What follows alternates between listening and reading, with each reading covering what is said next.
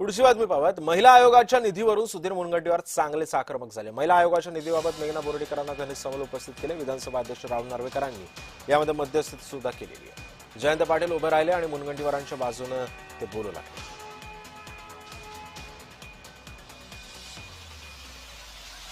मंत्रालयामध्ये अधिकारी बुद्धिमान आहे आणि इतर ठिकाणचे अधिकारी बुद्धिमान नाही असा काही नियम आहे का? अध्यक्ष महाराज, तोच आयएस जिल्हाधिकारी मंत्रालयात सचिव म्हणून येतो। जिल्हाधिकारी असताना प्रश्नचिन्ह आणि सचिव झाल्याबरोबर प्रचंड बुद्धी वाढते का? जे जनरल नॉलेज मला आहे ते -9+5 म्हणजे 5व्या वर्षीपर्यंत मनुष्याच्या बुद्धीचा किती जीबी असेल तो 5व्या वर्षीपर्यंत 90% ठरते, नंतर बुद्धी वाढत नाही।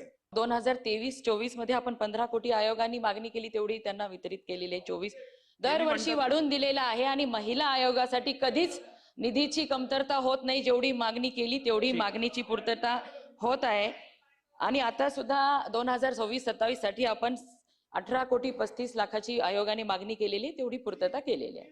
मला वाटतं समाधानकारक उत्तर दिलंय। आपला प्रश्न होता की आउटले किती आहे, ऐका तर खरं, आउटले किती आहे तुम्ही विचारलं। आउटले त्यांनी ठीक आहे, त्यापैकी त्यांनी पण स्पष्ट उत्तर दिलंय, जशी मागणी महिला आयोगाकडनं येते तसं आम्ही वितरित करतो। आउटले कधी तयार होतो? मागणी आली की आउटले तयार होतो। बरोबर।